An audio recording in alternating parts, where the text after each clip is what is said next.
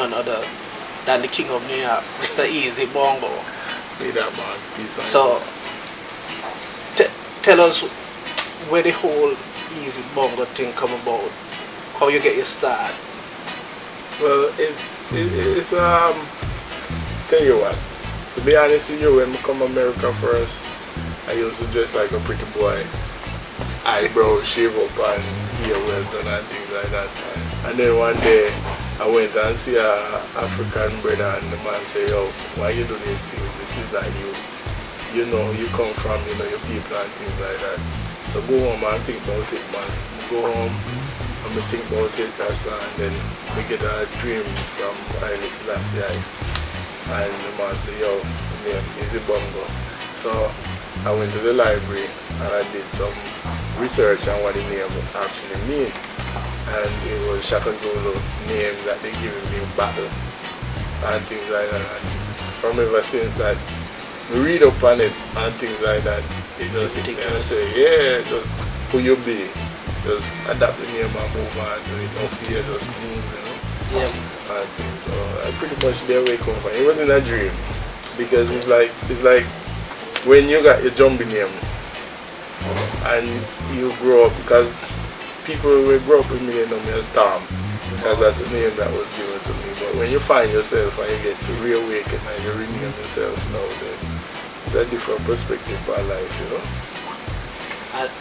And coming to America, transitioning from Montserrat, how was the whole? Well, you know what, it was kind of difficult, but then when you realize where you come from and how you're being prepared, because you see, like for me, I come from pretty much mountain and sea and things like that, where we grow and things like that. So it's like when we come to New York first, and we see how the people and them live, and we can relate it back to farm animal and things like that, and then we realize, yo, and the system that we in, and people are classified as livestock and things like that. Because, like for instance, when we don't eat meat, it's because you are what you eat. Because you see a woman, her fingernail well done, her hair well done, well dressed, but the people and them hungry, just saw a chicken move and the cock out there crowing like him with him loud car and things like that, and him got about the business in there and check for him joke and them, you know what I mean? So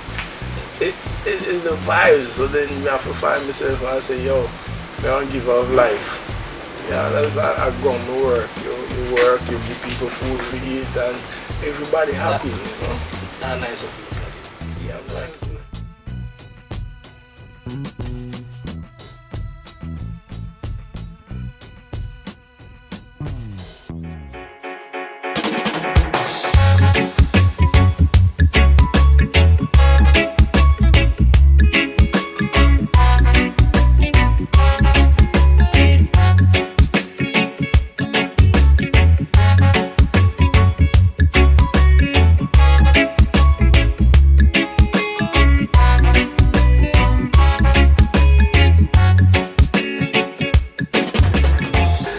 Yeah, people, EZE Bongo, Hypnotik Graphics and riding silk designer, you know, and we're part of Montserrat Renaissance and development and things like that. So, you know, it's like you come America and you learn different textures and different styles and a wide array of construction and building and stuff, and for hurricane, for earthquake, for whatever, you know, because like when you get a chance to work with the engineers, the architects, the designers, and see how they do and how they think and how they put things on a grand scale, it kind of give you that experience that you don't really get in school. That you're dealing with people who've been to Harvard, who's been to...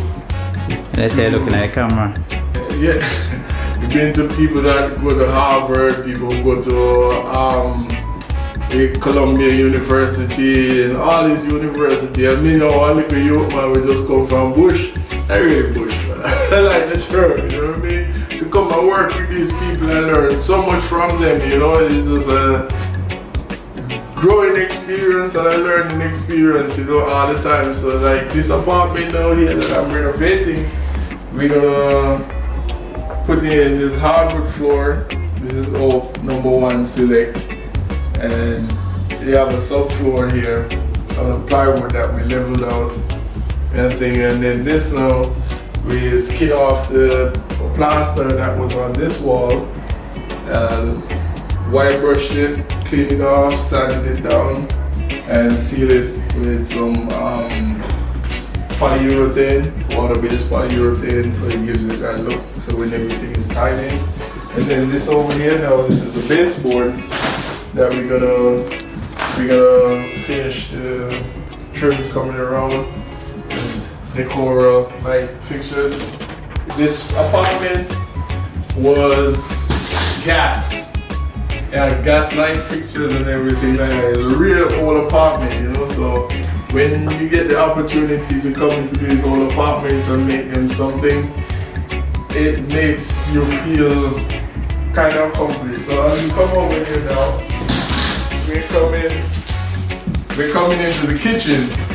And this would be the kitchen area over here. This is the sink area here. And this is going to be the stove area. And then it's a studio apartment, so you're going to get a little fridge on this side. Probably a little table or something there, you know. And a radiator here. And this is the old door. This is the condition of the old door, man. Antique, you know. And then we took out the old door and put in a new door and a new electrical panel. So everything in this electrical panel is pretty brand new and things. So I think it's a 6 breaker for the size of this apartment. And over here, this is gonna be the closet. Space area, so we have to build a wall here and really get in here going. And then when you come into here now, this is going to be the bathroom area. Here's a small bathroom, and these apartments, they didn't have no hand sink or nothing like that back in the day, so we had to crack the pipes and put in new plumbing and things like that to accept the modern upgrade and things like that, because like these buildings, they're so old that you have to show the city investment that you put money into the building to bring it up. So if you're gonna sell the building or you're gonna raise the rent, as I said, the rent is too damn high, but people do put in a lot of money into their buildings so that they can get it up to standard. Because for instance, you don't want to come into a building where you have lead paint and lead pipes and all of that stuff because it's cheap. You want people to take that stuff out, take out all the asbestos and things like that, and upgrade the electric, upgrade the plumbing and things, so that these things cost money. You know, I'm a contractor, so I can't tell people that they rent too high knowing exactly what it takes to get an apartment up to standard and up to code.